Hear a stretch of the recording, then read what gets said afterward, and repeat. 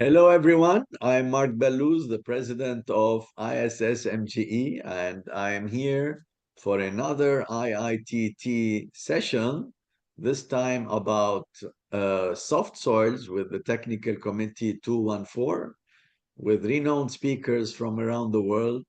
I think this is talk number 24. We're trying to cover all the technical committees of ISSMGE. I'm going to start by introducing our speakers. Um, see, I keep losing the slide. Here it is.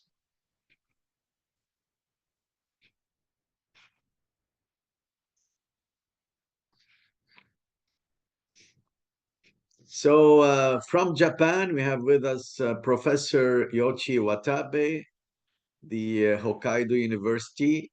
He is the chair of TC214. And then the co-chair with us, Professor Minna Karstunen from Chalmers University of Technology in Sweden. Welcome. And we have Professor Sushed Likitlersuang from the Chulalongkorn University in Thailand. I hope I pronounced it right. And we have Dr. Thomas Becket Anyintuo from Ghana with WSP in Africa. So we're bringing together renowned people from the industry and academia, both young and experts. And I'm so excited to hear what they have to tell us about soft soil engineering. It's the basics of how geotechnical engineering started. Um, I'm going to stop sharing and give the floor to our first speaker, Yoichi. Please, can you share your screen? Welcome, all of you, and welcome to our viewers.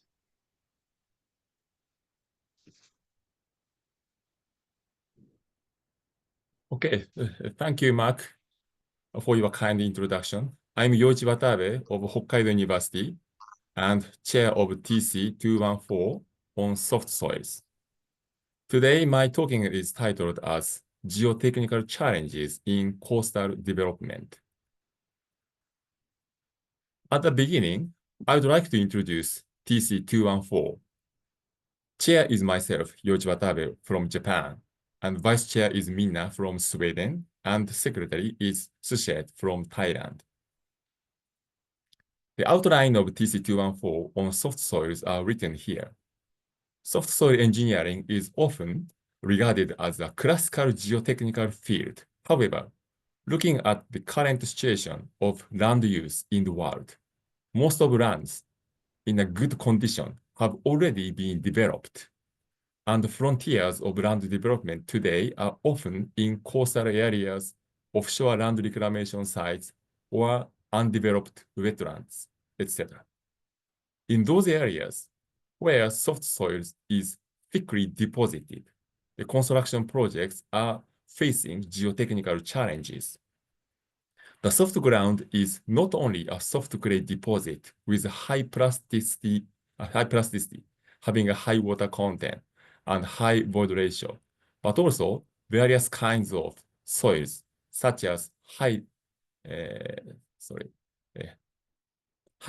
sensitive soil, organic soil, PT soil, showing very high compressibility with remaining decomposed plant fibers, etc. Loose sandy soil that liquefies due to earthquake is also regarded as a target in the activities of TC214 on soft soil engineering. Because TC214 was re-established during the pandemic of COVID-19, that kickoff meeting and subsequent TC meetings were held in online, just except the last meeting that was held in hybrid in person and online at the European Geotechnical Conference in August 2024. In each meeting, short presentations have been given by TC members, and the title and the presenters are listed in this slide. The topics are land reclamation, including man-made island in Japan, PT soils in the Netherlands, soft soils in alpine regions in Austria and Switzerland, soft clay in Thailand, road embankment over soft soils in Africa, etc. These short presentations are recorded, and the videos are available through ISSMGE TC214 website. Soft Yoichi, soil, yes. these, sorry to interrupt, but these videos were done since how many years you're gathering this data? Like in the And last this two, video three is years? available from YouTube. So but the address is not open. So that's why only those are accessible from via IWSMG website. So YouTube Yes, is but maybe these are available. dating back to which year? Like you have like 20 of them. This is important for the viewers to go attend and watch them. Yeah, but Uh, yeah, after the Great. establishment of our TC, this means from Okay. since 2019.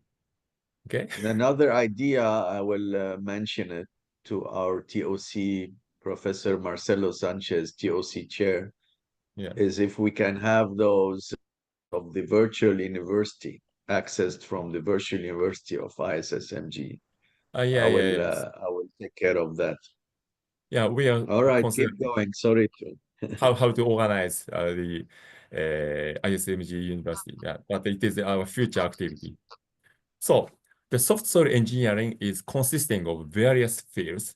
For example, various soil types such as marine clay, lacustrine clay, sensitive or quick clay, PT soil, loose liquefiable sand. There are two types of soft soils issues. One is that soil itself is normal. For example, typically clay, silt, and sand, but its state is soft. And another one is that soil itself is soft problematic soil, such as uh, peat, deteriorated volcanic ash, or coral gravel soil, etc.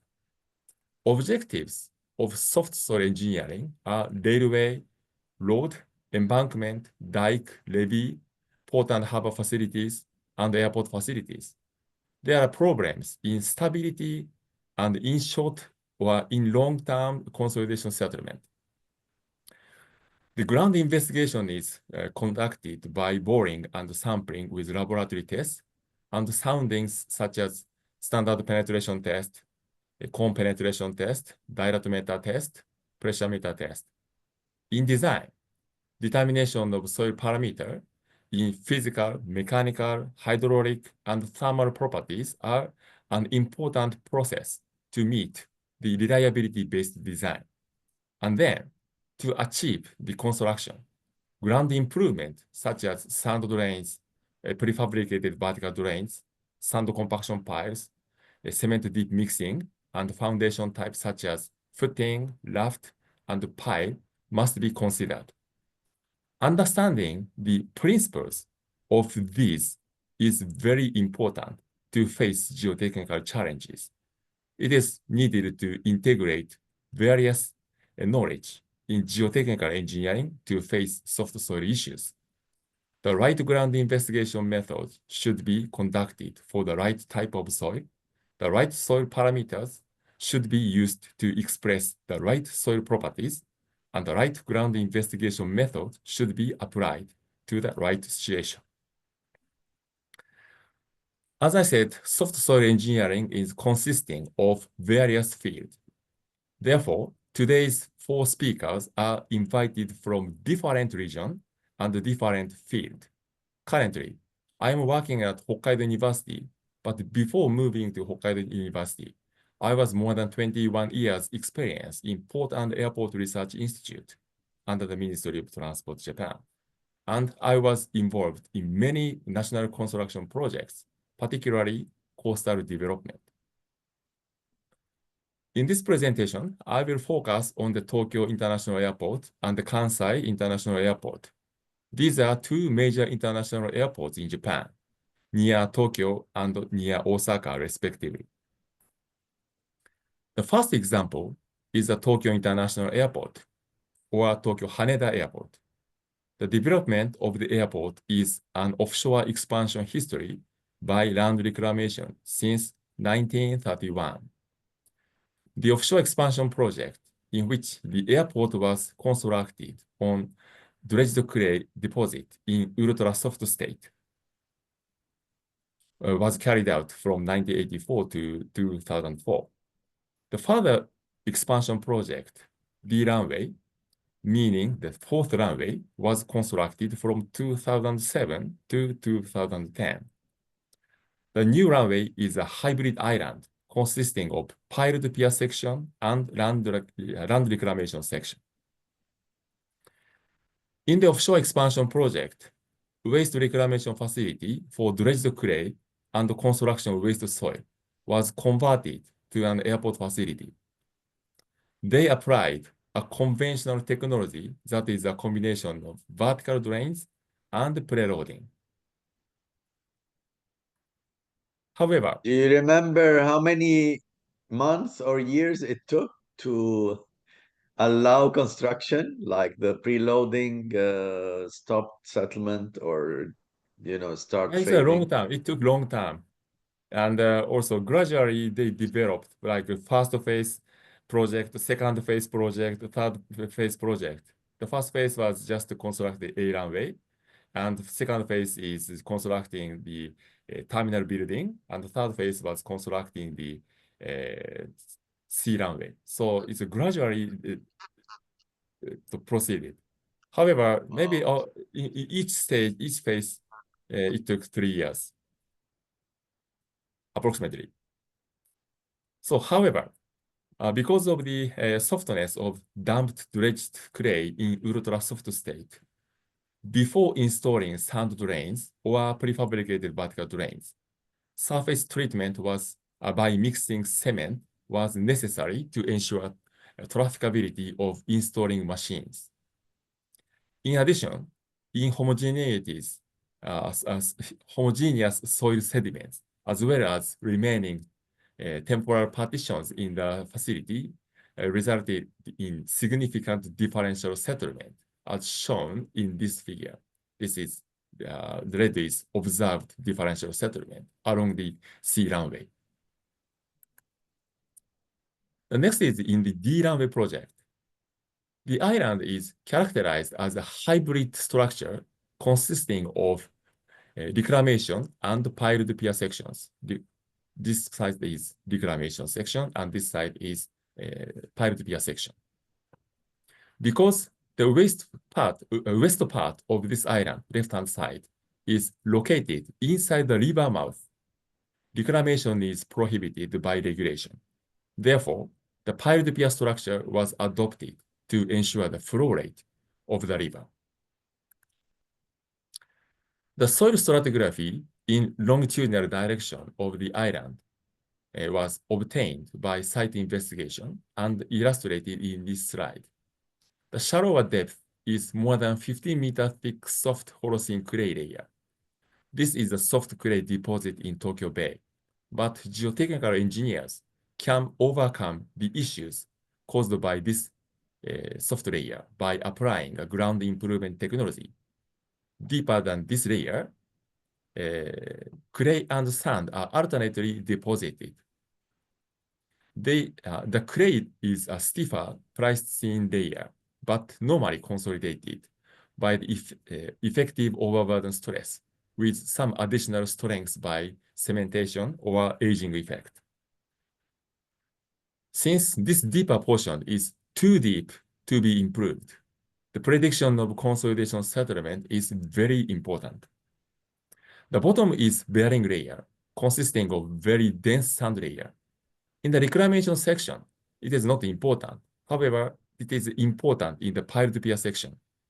In the piled pier section, the depth of this layer must be precisely identified before manufacturing steel piles with a length of approximately 100 meters.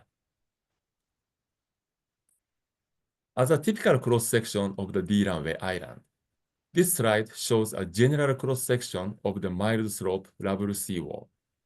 The soft clay deposit inside the reclamation section are improved by sand drain. to accelerate the consolidation, this red color part. Under the rubber seawall, the improved by under the rubber seawall are improved by sand compaction piles, this blue part, with the replacement area ratio of 30%. Due to the low replacement area ratio of 30%, the SCP columns also served as the vertical drains. The cement-treated soil was used as backfill material through the pneumatic flow mixing method, this green part, solidified, ensuring shear strength while maintaining lightness, because the material is, original material is dredged clay, and it was mixed with cement. Additionally, the use of cement-treated soil facilitated the recycling of dredged clay, reducing the demand for sand as a reclamation materials. Actually, in fact, obtaining the construction sand is quite difficult recent days.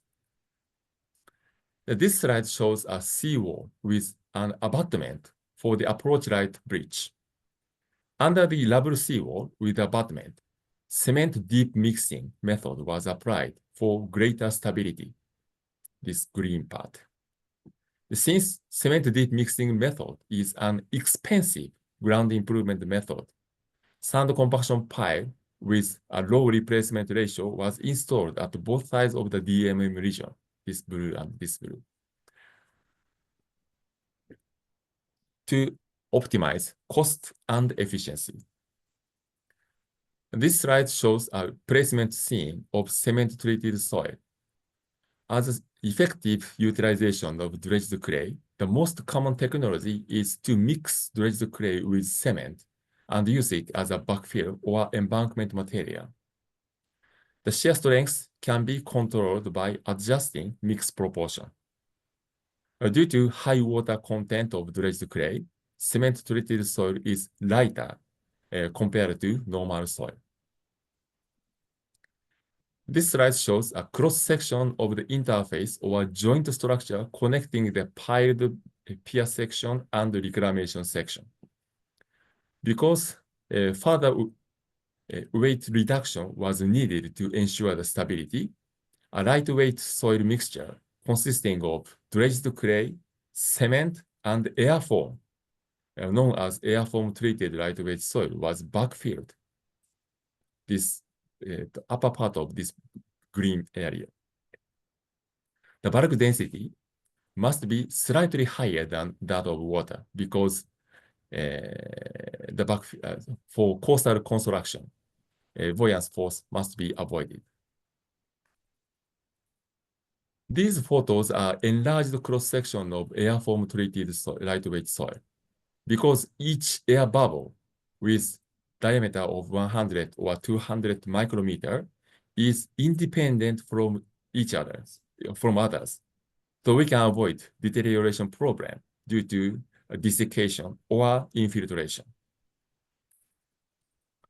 The next example is the Sorry to interrupt again. How is this air foam applied? With like needles that go in the ground and inject foam, or? Inject foam. This is like a shaving cream, so made of protein. Then we mixed it in a plant. No, so not injected. It is in the plant. We mixed it. Yeah. Yeah. So you put it through the plant and then you put it in. Yeah. Yes. It's like pouring concrete pre-mixed with those bubbles, or they form in the ground. Yeah, forming in the ground. Yeah. Okay. Yeah. So how does this compare to other lightweight applications? Like I've seen people use replacement with low density concrete or even foam glass aggregates. How does this compare to that? So you mean, so this is cement-treated soil. It is not a mortar. So the original material is just dredged clay. But to solidify the dredged clay, we mix the cement. But to obtain the lightness, we mixed with air bubbles. airfall. So it's double treated. Yeah. That's true. Okay. So Yes. So the question I was asking is comparing that to maybe instead of treating and putting probably that soil cheaper. back, yeah, if you had to use low density, permeable just mixing cement is very cheap. Yeah. But mixing air bubble, it is a little bit expensive because we needed to prepare special plant, and also the control of density, it is quite difficult, but it is important. So just controlling the strength is quite easy. So normally in the design, the strength of cement treated soil is determined as a minimum requirement. It is not a mean value, but just minimum requirement is design values. However, density must be strictly controlled. Yeah. And of course, it is much cheaper than bringing other lightweight materials to the site. I mean, we are talking about enormous volumes here. So you use the dredge material on the site and you enhance it to be a good lightweight construction material. Yeah. So in this case, actually, we dredge the soil just in front of this structure, like here. Yeah. We dredged this part and placed as a treated soil, and this part was filled it again by sand. So the dredged clay is replaced by sand. This means this sand take a role as a counterweight. So everything is the integration of this small contribution is quite important to ensure the stability. Okay, so the next example is the Kansai International Airport or Osaka Kansai Airport. To avoid the noise pollution, the airport was constructed 5 kilometers off the coast of the city. The first phase island was inaugurated in September 1994, and they predicted consolidation settlement of 14.5 meters. The second phase island was inaugurated in August 2007, and they predicted consolidation settlement of 18 meters. This slide shows the temporal variation of island thickness. This green is island thickness, and the compression of the Holocene clay layer, this part, the marine clay number 13, MA13, and the settlement of Pleistocene layers, this red areas, red portion, deeper than marine clay MA12. In the first phase island, the increment of consolidation pressure was approximately 450 kPa. In the Holocene clay layer, because sand drains were installed to accelerate the consolidation. Compression was over. However, the consolidation was over during the construction, and almost no residual settlement anymore. However, in the Pleistocene layers from the deeper portion, a deeper portion is without soil improvement. The consolidation settlement has continued after the inauguration. During the construction, approximately 5 meter settlement was observed up here, but settlement has continued after the inauguration, and accumulated settlement up to today is approximately 10 meters. The total is more than 15 meters. This year's settlement rate is continuously 60 millimeters per year. That's super fast. So my question, everybody knows that problem at the airport, but my question, how are they adapting in construction-wise, like the main entrance disappeared now, for example. How do they yeah. they Well, build of their course, we are considering how to manage the operation of the airport. So they should put it on hydraulic jacks. the hydraulic jack is only installed under the terminal buildings. Yeah. So the settlement problem, the main problem is differential settlement at the beginning. Yeah. But in the Kansai airport, the differential settlement is not significant. But the problem is the total settlement. So relatively, the groundwater level is rising. Then they have to install the hydraulic barriers around the airport islands. But so now still, the runway is below the water table, the water level. but still above, of course, it is still above the ground seawater level. But like tsunami very near the airport, we have to consider tsunami from the ocean. And also, we need to consider typhoon, the tidal surge. Yeah. So many problems.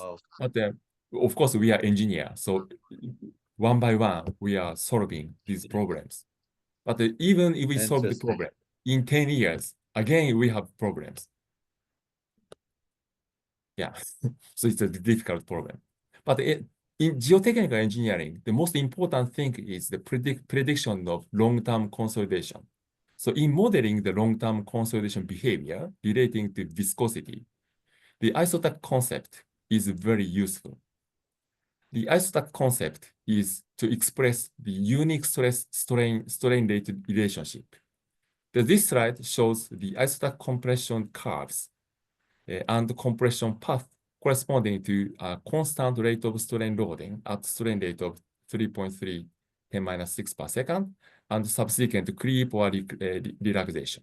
These are isostack compression curves corresponding to the strain rate. And if we apply a strain rate, constant strain rate loading with at 3.3 10⁻⁶ per second, then after that, subsequently, if we continue the creep behavior or relaxation, stress relaxation, the creep is long-term consolidation. And we have the goal here corresponding to the infinitesimal strain rate. So this is the maximum consolidation settlement. So yeah, so after creep or relaxation, the path finally approaching to the compression curve corresponding to an infinitesimal strain rate. In summary, the TC214 soft soils treat various types of soft soils, such as clay, peat, loose sand, volcanic ash, or coral gravel soils. My talk focused on marine clay deposits in coastal development from my two major experiences. In the D-runway project at the Tokyo Haneda Airport, the various technologies were applied to ground investigation, design, and construction work. It is needed to integrate our knowledge and develop new technologies to face geotechnical challenges related to soft soils in consideration of the principles of ground improvement method. At the Osaka Kansai Airport, they are still facing very significant consolidation settlement, particularly a long-term creep consolidation. The long-term consolidation behavior for the Osaka Bay clay can be well described and modeled based on the isostack concept that is a unique relationship in strain rate.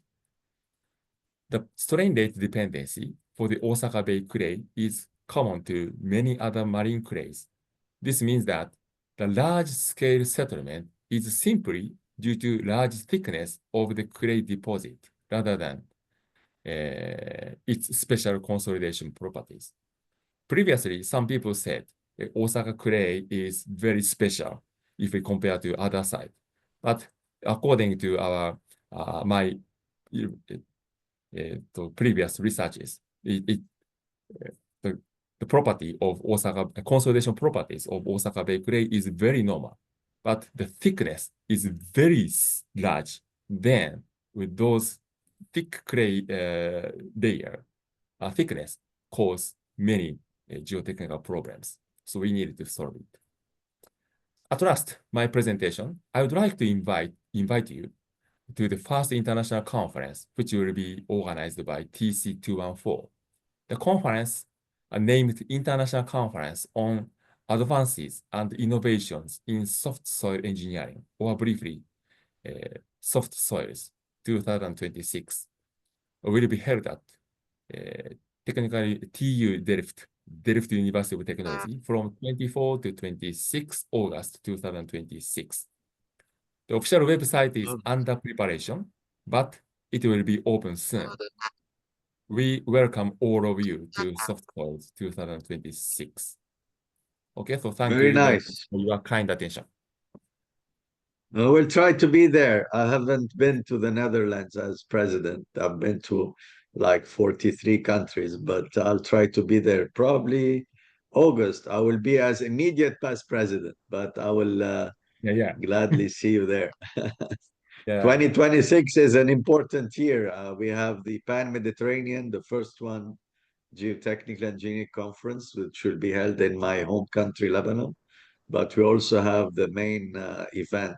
So you have a tough competition with the Austria International Conference in Vienna. It's in June. So Lebanon, March, then June, then in August in Delft. I'll be at the three of them. Thank you so much for telling us about your TC and the special project at the Tokyo airport. I will not go there 10 years from now unless I call you first. Okay. Make sure it's safe to land. I will give the floor now to our next speaker, Professor Minna. The floor is yours if you want to share your slides. Yes, I will share my slides. Can you see that? Doesn't want to go to this. Okay, now. Okay, so I'm Minna Karstunen from Chalmers University of Technology, which is a small technical university in the west coast of Sweden. And I will talk about, again, we are staying with marine clays, but we are talking about thick deposits of clays, but we are talking about challenges in sensitive clays because these are marine clays which have been subjected to isostatic uplift and leaching, and therefore they become a bit strange. So I will give a very brief introduction what is to be meant by sensitive clays. Then I talk about how we model them, and then I discuss opportunities and challenges and have some conclusions. Now, this picture is showing the hand of my predecessor, Professor Göran Solfors. And under these weights, you see an intact sample of sensitive clay from Gothenburg area. So when the soils are intact, they can actually support quite a lot of loads. But as soon as you start exceeding the pre-consolidation pressure, they will actually have very significant amount of consolidation and creep.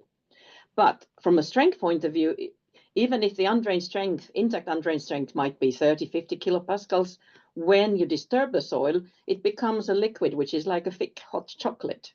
And therefore, sort of small changes in the environment can totally cause the soil to lose any stability. So maybe the residual strength is less than 1 kilopascal. So that is one of the challenges of sensitive clays. And of course, if you have material which is so sensitive, there will be also issues with sampling of the soils. And when you talk about sensitive clays, first thing that comes to your mind is quick clay failures. And in a way, the worst incident here in west coast of Sweden we had in Gothenburg, in Tuve, suburb of Gothenburg in 1977, when basically, fortunately, this happened daytime. So most of the people had left their homes, so they were working on school. But in a way, in 5 minutes, 9 people died and 500 people became homeless. And this was is thought to have been caused by natural phenomena called artesian pore pressures, which were sort of increasing sort of after heavy rainfall. So that was a sort of nature-triggered quicklay landslide. The one on the right is the more recent one in September 2023. The E6, which is a main motorway connecting Gothenburg and the capital of Norway, Oslo, which is a very big truck route, they had a failure in the night.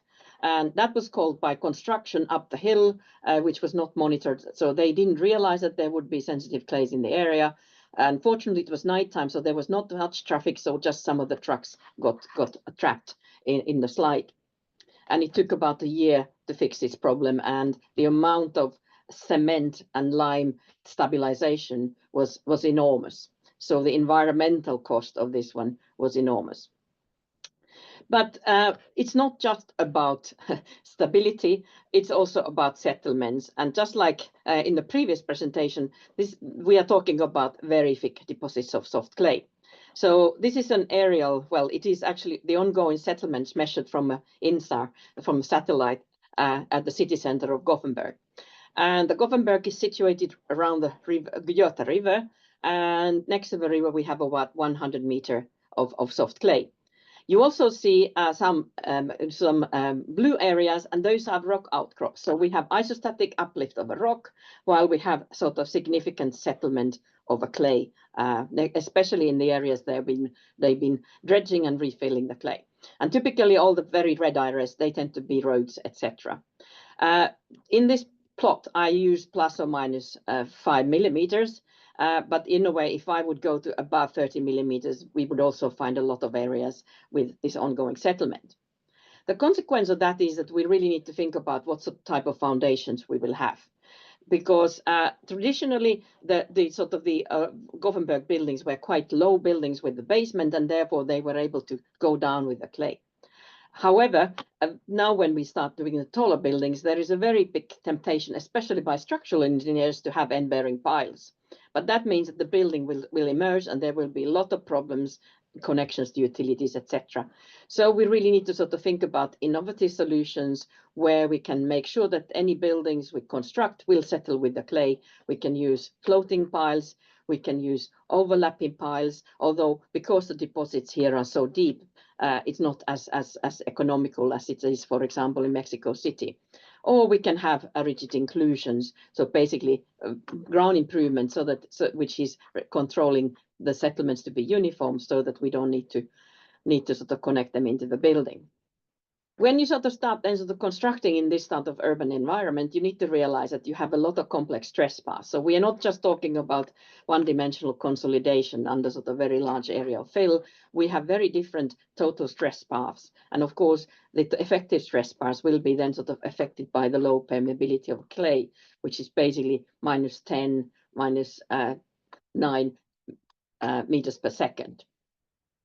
So in order to sort of model this complex behavior of these clays in all these multiple stress paths, what we are using is a so-called Likitlersuang A1S constitutive model, which is something I have developed with my collaborators over the 20 years. And I'm not going to go through the equations. It's a complex model, but the reason we have so complex model is that we need to, in sensitive soils, we need to take into account that we have some initial bonding, which is degrading with deformations.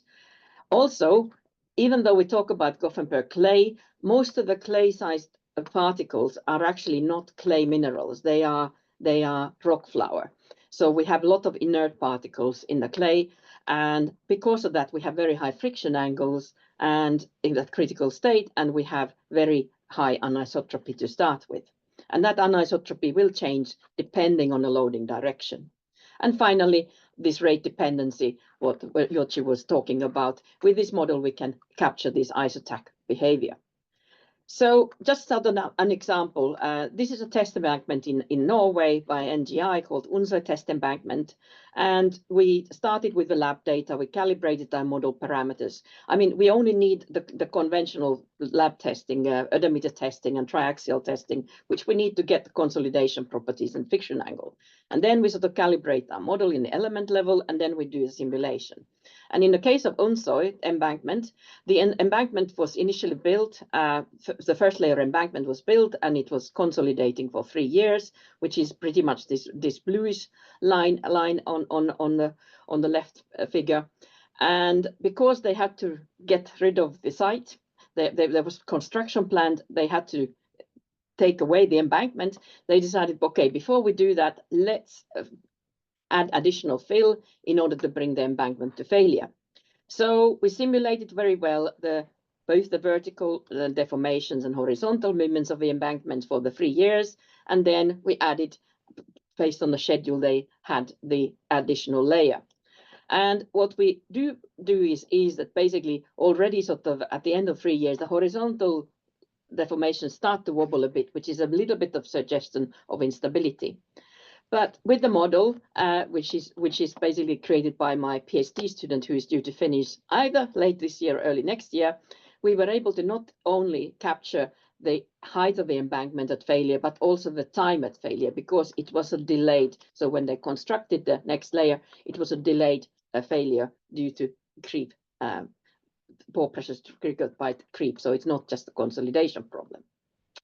Yeah, quick question from me on the model. Do you foresee it being useful for artificial deposits such as mine tailings, clays, especially younger ones where maybe there hasn't been that time to create the bonding effects that you're mentioning? I think you would not need to do modifications, because you would maybe for mine tailings, you would like to have some sort of a creation of a structure first as well, before you start then sort of adding more tailings, and then the structure starts degrading.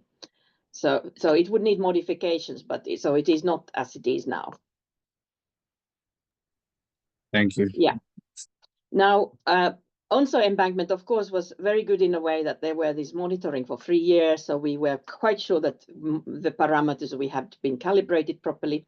But in a way, if we need to do Class C predictions, or predictions before any measurements, the Ballina embankment challenge in Australia was really proving how poor we geotechnical engineers are, even in this very simple problem of embankments on soft soil. So the gray shading is basically the Class C predictions, and the red ones are measurements, both in vertical direction and in lateral direction.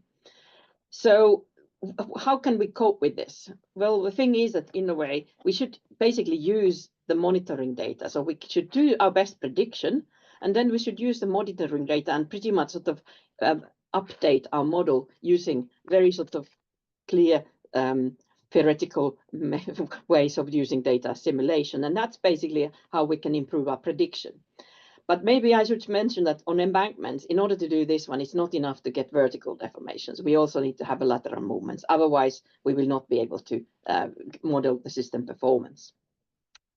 So I think this is a great opportunity, what we have in soft soil areas, where we always have uncertainties because of the sample disturbance, because of layering, etc. I mean, here in Gothenburg, we are quite happy in a way that our clays are very homogeneous, even though that you might have 100 meters of them, but it's homogeneous. But in other locations, it's even more important if you have layers.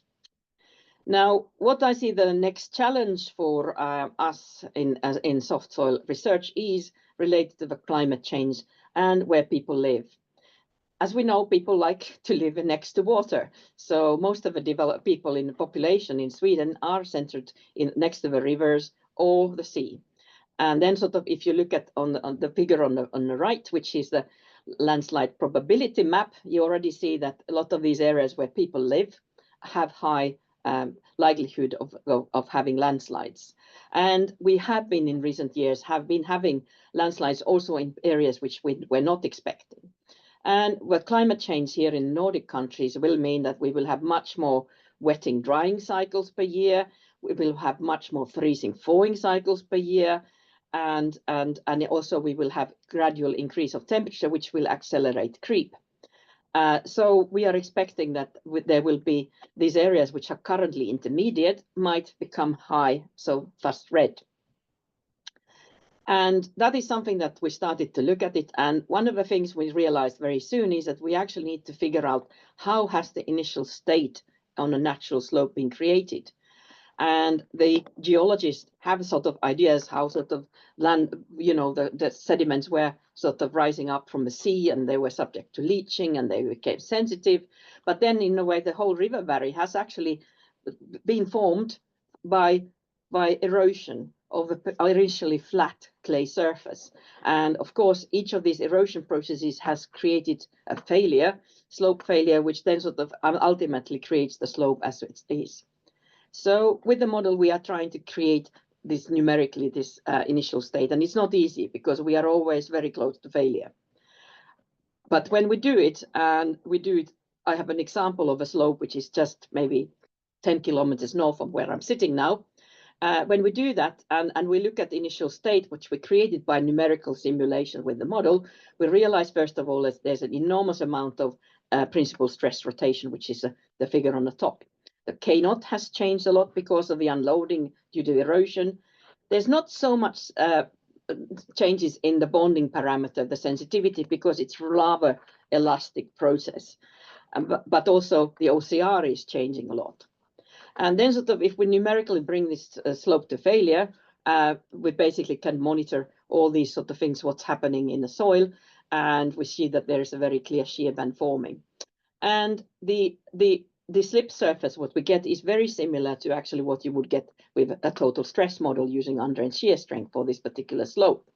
However, when we need to remember that we had a rate-dependent model. So we are basically using gravity loading as a proxy for some change in environmental conditions. But we applied this change in one day, so it was a very quick event. If for the same slope, we start applying the gravity in increments, first of all, the mode of failure start changing. So we start moving from this very large failure of undrained situation to more sort of smaller failures in drained situation, which can trigger massive quick lay landslides. And the factor of safety is also reducing in time. So we really have a challenge with the natural slopes. And then, of course, there are all these drying, wetting, cracking things which we need to take into account.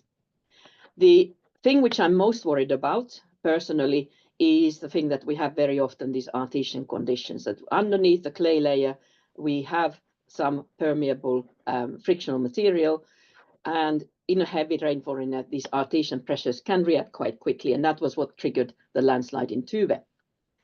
So what I would like you to get from this lecture is that sensitive clays are very challenging things, both from settlements and stability point of view. And if we want to understand the performance, we really need to look at system level simulations, and we need to consider that we are having very complex loading situations. So sensitive clays are rate dependent. They are anisotropic. And they're also, in order to be sensitive, there has to be some apparent bonding, which is yet so weak that it can be gradually destroyed when we start having permanent deformations. But what this slope example is also showing, that we need to really think about the state of a soil, the initial state, and how the state of a soil is evolving with loading, because we will have this degradation bonding, and all these things are rate dependent. So the direction and rate of loading, or the rate of environmental change, is also something which matters.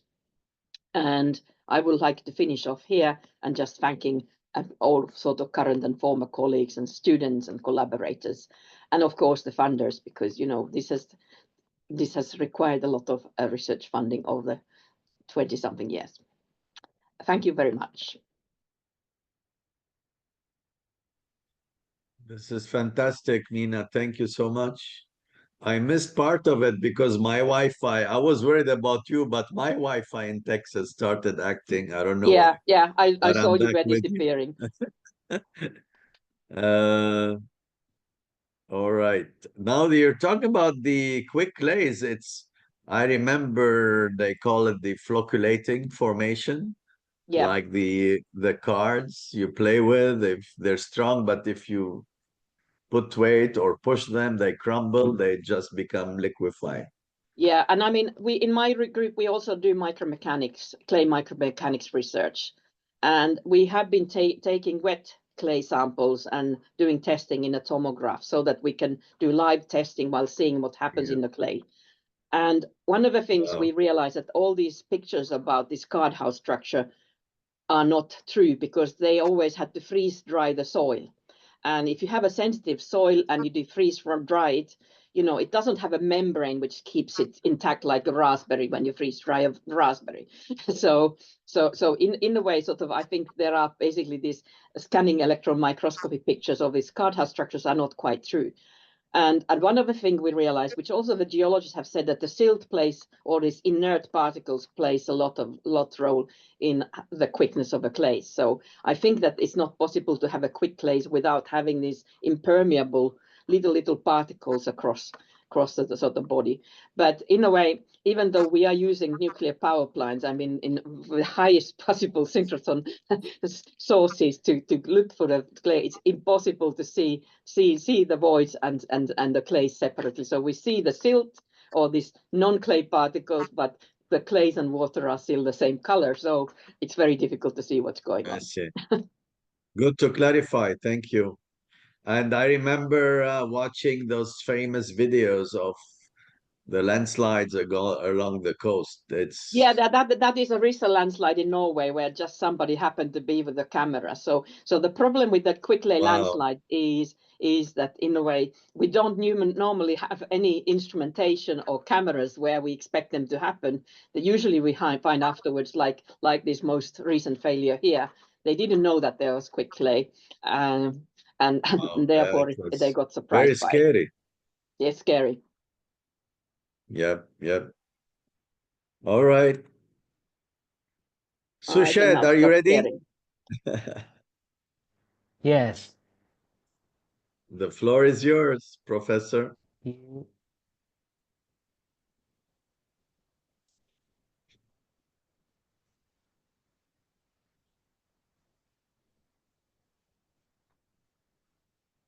You see my?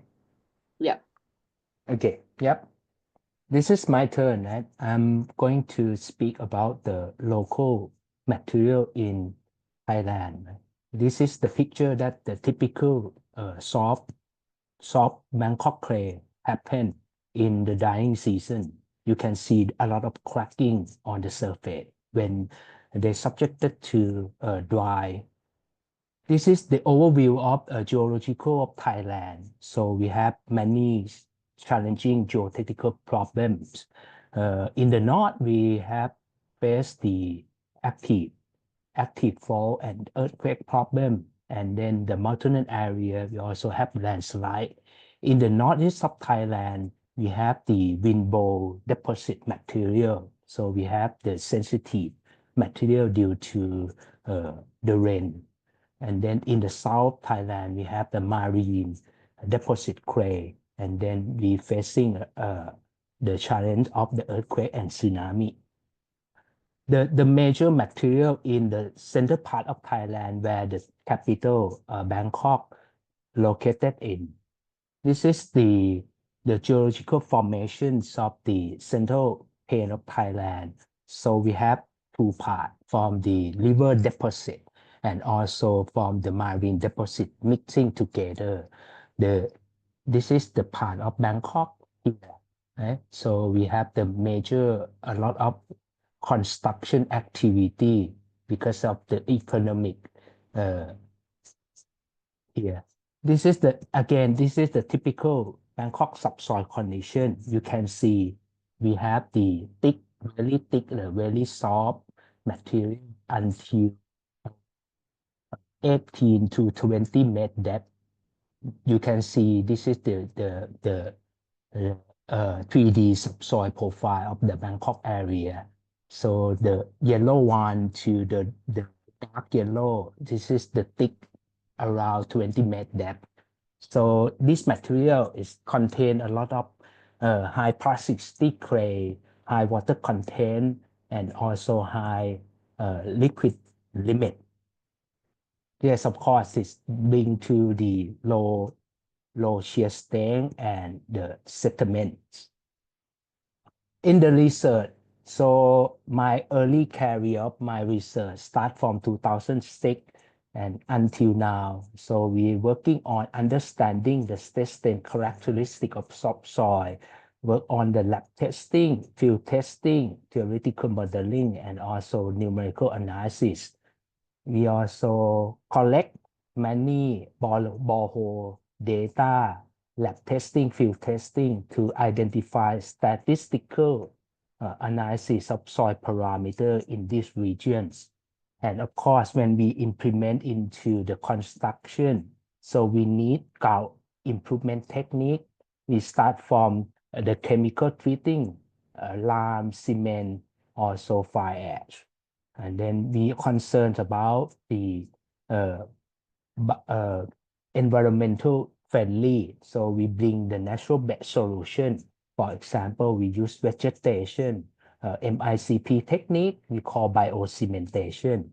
And then we do some innovative construction, bringing some waste recycling material to blending with the ground improvement technique.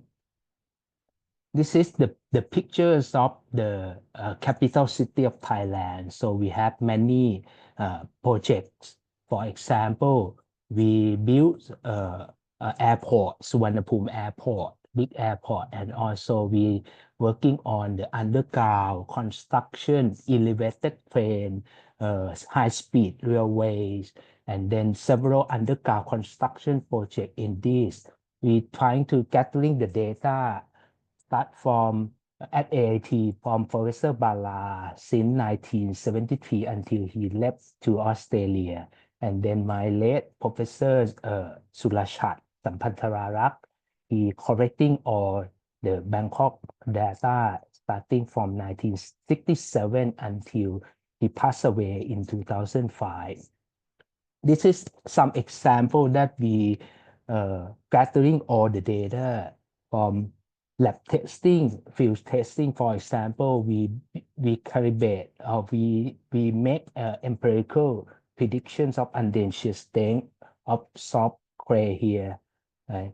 Based on vein shear test and also biaxial CK0U. Also, we gathering the data from Bangkok MRT project underground construction. They monitor small stain using pressure meter test. Starting from the research activity, we also developed a constructive modeling based on hyperplasticity from my PhD supervisor, Guy Hosby, in 2006. So we used the kinematic hardening modified Canpere yield surface. We can capture the characteristic of the soft clay based on state part dependent and isotopy. We also calibrate the model against the experimental set of data of Bangkok clay. And then we come back from the PhD work and then we trying to monitor some special characteristic of Bangkok clay. For example, small stain stiffness degradation curve, strength and the stiffness characteristic, hardening soil model. Right? We work with the praxis, finite element. We also do cross and isotopy using Bender element. We monitor the local measurement to detect the small stain stiffness.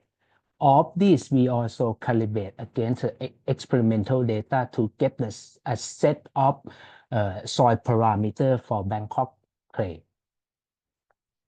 Not only from lab testing or theoretical, so we also implement this into the finite element package to simulate the predictions of the deep excavation and also tunneling tunneling construction in Bangkok.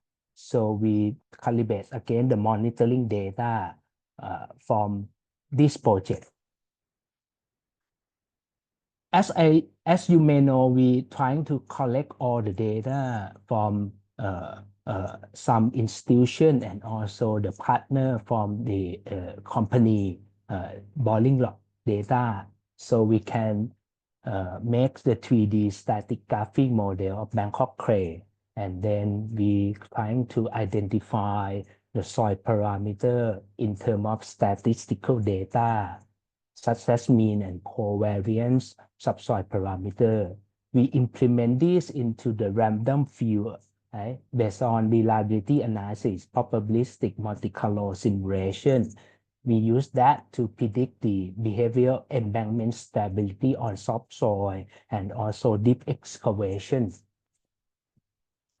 Apart from construction, we also do the ground improvement technique. So we start from the classic improvement technique using chemical treatment, lime, cement, and fire ash. We concerned about the environmental issue. So we implement the what we call soil bioengineering, that is use vegetation technique to stabilize the slope. We also use MICP materials to generate biocement for ground improvement. This is some example that we do for ground improvement technique. We use cement, lime, fly ash to improve the shear strength of the soil stiffness. We understand the major problem about the sensitivity to the water, that is the chink and swelling technique. We also working in micromechanical property of that using a scanning electron microscope and XRD technique. We implement this technique in road pavement construction. So that's why we need to do the CBR and restaurant modulus testing. Based on that, we trying to study focusing on the swelling technique and shrinkage technique by using image 3D processing, right, to understand the mechanism or the sensitivities of volume change due to the water content. And also we vary the percentage of cement mixing, lime, also fly ash. However, some fly ash, because some fly ash, they contain heavy metal. So we need to study how to extract or eliminate this heavy metal from the fly ash before we implement into the construction site to protect the leaching of heavy metal to the environment. We work closely to the environmental people. Based on that, we thinking about why we not use natural bed solution. Okay? We study the root reinforced soil, especially for slope stabilization. We select the candidate vegetation. So what we call here vegetable. So we study the mechanical property doing the tensile strength test, root morphology, and also root reinforcement due to shear property of these root reinforced soil. For the MICP, so we work with the chemical people to preparing the vegetative cell, implementing this to improve the strength and stiffness of Bangkok clay. This is some example that we working in the lab testing. Right? We do the root biomechanics. We work on the shear strength. We implement that into the slope. We calculate the factor safety against the root reinforcement techniques. This is the example that we implement the MICP, the bacteria in the natural clay. So the difficult part of implement MICP is the permeability of clay, because the clay is quite impervious. So we need pumping techniques, trying to inject the chemical into the soil, and then it works. For the innovative construction material, we work with the one construction material company. So we do the geosynthetics with cement, right? We call GCCM. We work in the lab. We trying to prepare the sample using the combination between geosynthetic and also cement powder. we implement this in the field with just pulling the water and then let wet for a few days. When it's settled, it's work like a shortcut, but we call cement mat, trying to protect the slope instability. We're thinking about trying to recycling the plastic waste in the household waste to replace the natural material in construction. For example, we use plastic straw to replace river sand. We use the plastic recycled from plastic container, food container, for replacing the aggregate. And then we can do implementation this into the construction. This is our acknowledgement to the team, right? Professor Bala, and then some of my colleagues, and also my previous PhD student. And of course, for doing this research, we can, without the collaboration and the funding, we cannot do it. Thank you. Thank you so much, Professor, for giving this summary. It shows the different techniques and shows that this is a world in itself. That's why we have a special TC for that. It's a specialty in itself, really. Thank you so much. I think we're ready for our final speaker. Thomas, are you ready? The floor is yours. Yes, I am.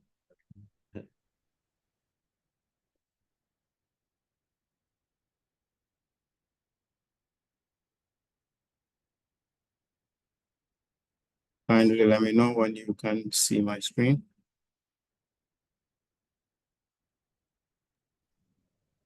Yeah, just put it to full screen mode. All right. Is it visible now? Full screen. Good. First thing I want to say is that the title of my talk is really not E equals MC squared. That was just to catch people's attention. So I'm actually looking at design of foundations for structures on soft clay, and I'm specifically going to focus on some experience that I have in South Central Florida.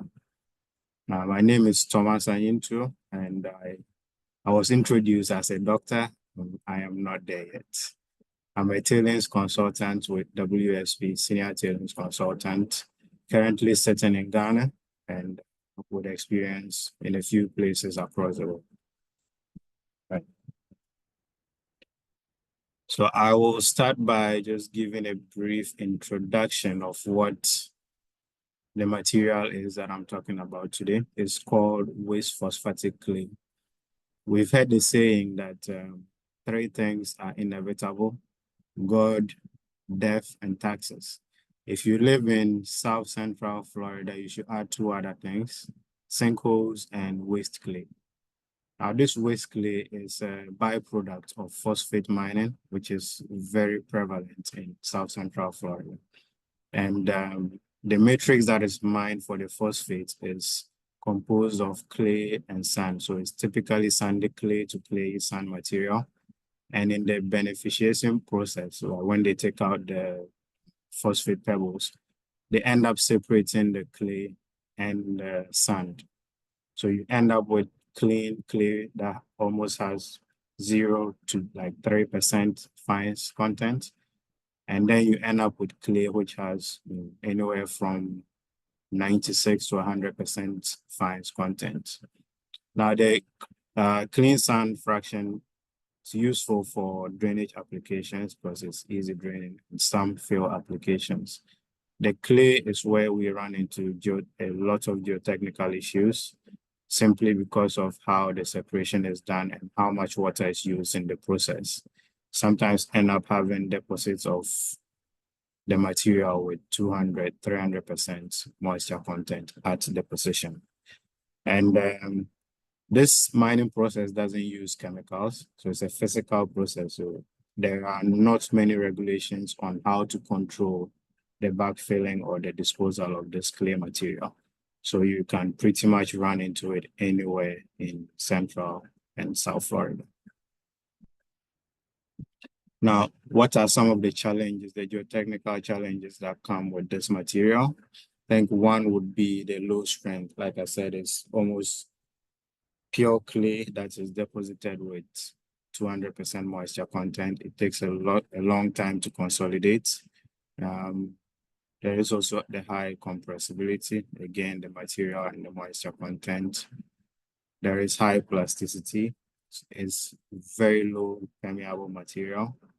And one of the biggest concerns, especially for us in industry, is it has very poor workability. You know, there are lots of potential solutions that you could use, but then you always come back, the big consideration being, is this workable? Can we excavate this material? Can we do this? And then another big challenge is the differential performance. That has to do with the way the material is, first of all, extracted and how it's deposited. Sometimes in the extraction process, there is something called strip mining. And for this phosphate, what they do is they mine in rows where you leave a line of untouched material for your equipment to drive on, and then you dig up rows on both sides. Sometimes they end up backfilling that with the clay. So you have untouched native material right next to a deposit of this very poor clay material. That creates one source of the differential performance. Another source is where you have large-scale open cast mining, and then that pit is backfilled with both the clay and the clean sand. Typically, they will deposit the clay by pumping and then dump in the sand with trucks from one side of the facility or the pit that is holding the backfill. So again, you end up with material mixes and very different, very high variability over short distances. Yeah. So keeping in mind these challenges and the prevalence of this material, what are some of the design solutions that I have seen in my experience working as a geotech in Central Florida? The easiest one, of course, would be, you know, simply excavate that material, deposit it somewhere else, and then replace it with something more suitable. Now, of course, there are challenges with that, and you would have to consider availability of the material, the replacing material. That factors into your cost. You would have to consider the disposal location of your spoils. How far do you have to haul it before you can dispose it? And I think more importantly, the thickness of your deposits that you have to excavate. If it's at certain depths, it becomes impractical to cut and replace that material. Now, typically these mines don't go beyond deeper than about 40 feet, or should I like 15 meters or so. So where you have shallow mines and shallow deposits of this clay, you can replace this material. There are other solutions which are more applicable for situations where the deposits are deeper or they have larger lateral extents. One of those is the use of deep foundations. And this one I would like to quickly talk about one case study that I worked on. So we did a design for hospital structure, and unfortunately, the project is still ongoing and the information is not currently available publicly. So I'll just quickly talk about the design approach and what we did for knowledge purposes, but I cannot share too much. So it was a 2-story structure, and the entire site was underlain by previously mined and reclaimed land, which high variability, as I already discussed, deep deposits of soft clay, sometimes up to 30 feet, 35 feet across the site. So for the main hospital structure, we proposed to use driven piles, and the choice of driven piles, I think, is easy to understand. If you are looking at 30 feet of like groundnut paste. The easiest thing is just drop a pile in there with a few hammer blows and get it down to 35 feet and then drive it for capacity. Now, some of the considerations to keep in mind with driven piles in such an environment is that you would have to worry about, again, the constructability. Where are you going to place your cranes or your hammers to do this work? And we considered a few solutions. One was to use a hammer with a long boom set up on the edge and then try driving the piles from a distance. Now that had limitations for it could get some piles, but then given that it's only a two-story hospital structure, it gets to a point where for all of the piles, the boom becomes too long. We need a bigger crane, and the cost of hiring that big crane was not within the budget of the clients at the time. We also considered using hammers that are on wide-tired light-duty trucks, where we reduce the loading that we are putting on the ground. And then I think we agreed to go with that option, as well as looking at pre-mixing the superficial deposits. Now, one of the good things that happens with this clay is the superficial material dries very quickly, and then it creates this kind of crust that can easily be used for lightweight construction, as long as you don't go too deep and start disturbing the material under the crust. So we introduced this material on solid. It's a trademark material produced by one of our partners at the time. And it's similar to cement, but not exactly. It's a powdered proprietary material. And there is also a liquid component that you mix together with soil, and it creates a very firm, very solid base that you can work on. So the proposal we had was to pre-mix this into the superficial crust and then use wide-tired light-duty hammers. And we can use the light-duty hammers again because the material for about 30-35 feet is loose enough, is soft enough that we can drive through that easily. Other considerations with the driven piles, especially for design, we had to consider the down drag factors, because due to the, sorry, is there a question? No, just try to go a bit faster. Okay, I'm trying. Yeah, so we also had to It's all clear because your slides are clear. You can go a bit faster. All right. Yeah, so we also had the down drag factors that we had to consider. Yeah, so I think that should be good for this one. Yeah, so to counter the down drag, what we came up with was the use of grade beams, which transmit all of the loading directly into the piles and limit any additional loading on the clay itself. The second solution that I want to present is on the geofoam foundations. This is simply styrofoam blocks that they typically come in square and rectangular shapes, but you can order any shapes that you prefer. And this project was a sewer pipeline. I think I do have some pictures of that one. So we had a sewer pipeline that over 1,100 kilometers long, and parts of that pipeline was passing over the soft clay material. One of the solutions proposed to keep the sewer line from settling, once you have differential settlement, you could end up with sewage backup and then backflow into people's homes, which we don't want.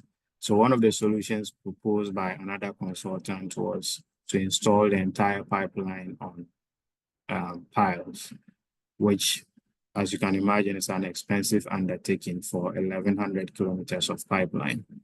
So we came up with a solution of using these styrofoam blocks called geofoam. It's another registered trademark. And the idea simply is to create the pipe bedding or pipe foundation with these styrofoam blocks And in the excavation, the soil that we take out is about 4 or 5 times heavier than this geoform. And so in that case, you already release the loading on the remaining soil. So you are further slowing down any consolidations, and then you create sort of a raft foundation with these geoforms that the pipe rides on. The way we did that was by connecting the various individual blocks with rebar dowels. And as I state here, that solution ended up saving our clients over 800,000 USD. And you can see these are some of the pictures of when the construction was actually ongoing. So this is how we supported the excavations. And this, as you can, this is the bedding here again, and you can see the pipeline. And one of the other considerations we had to— Thomas, where did you find geofoam blocks in Ghana? Did you import them, or do you already have a manufacturer? Oh, so this did not happen in Ghana. This problem in Nigeria. No, South Central Florida. Yeah, this was in around Lakeland to Winter Haven in Florida. Oh, so this is a Florida project. Okay. Yes, yeah, this is a project. If you want to make money, you should have a factory of geofoam in Ghana. All of Africa. Oh, yes. Oh, yes, I agree. Yeah, so you can see the construction. This was our laydown area. And yeah, that was a successful project. We actually won at the time the project of the year for this, given how much money we saved the client on this one. And one of the other design considerations had to do with uplift, because once you have such light material, any groundwater under it, you could end up with, it's very buoyant, and then you don't want your pipe also being raised by, groundwater. So we created the excavation and backfill to counter any uplift also from groundwater. And yeah, that was that project. There are others, but given the limited time, I'll just probably mention them, but not go too deep into them. The other solutions that we have used on some of our projects, one is the low density cellular concrete, and the permeable version of that, which is PLDCC. So this is basically concrete that is prepared with some additives to make it very lightweight. It's about half to a third the weight of natural soil. And again, so what that helps you do is, if you want to excavate and replace, you end up with a lighter backfill, similar to what I think the other presenter did with the soil air bubbles. But this is prepared and batched and brought to site and deposited as wet concrete, basically. There is also foam glass aggregates and the ultralight version, also about half to a third the weight of natural soil, but this is in aggregate form, and so you have to wrap it in some kind of geofoam or geotextile or geofabric. I believe, yeah, this is the end of my presentation. Thank you. Very well done. Thank you, Thomas. So now you're residing in Accra? Yes, now I'm back home in Accra. I've roamed the world a little bit now. Yeah. Are you going to join the Geotech conference, Africa Geotech meeting in Durban, South Africa? I'm going to be there next month. Try to join. Yeah, some of my colleagues will be there, but myself, I wouldn't be able to make it this year. All right, try. Hopefully we'll see you again somewhere. For sure. I'll Thank you all. Thank you. Thank you all the speakers. I don't know if you want to say last word, comment before we close this talk. I really appreciate your presence. As a chair Go of ahead, Yoichi. TC214, I'd like to invite all of you, and also please ask your friend to join our first international conference, which will be held next year. So that is that will be a very important event for us because most of technical committees under the ISSMGE, they have a series of international conference or symposium. But in our TC, it is re-established. But very unfortunately, the timing was just during the pandemic of COVID-19. So we are planning to periodically organize our TC conference or symposium. So please join this very important first event. That is my message. I will be there. Yeah. Good. I will be there. I want to thank you and Minna and all the TC members for being an active technical committee. You're an example for all the others. Many of them are dormant, but I really want to thank you and encourage everyone to be active with the international society. We are your geotech family worldwide. Please join us. Check our website, our bulletin, and all the exciting stories we have to tell you. Thank you all, and goodbye.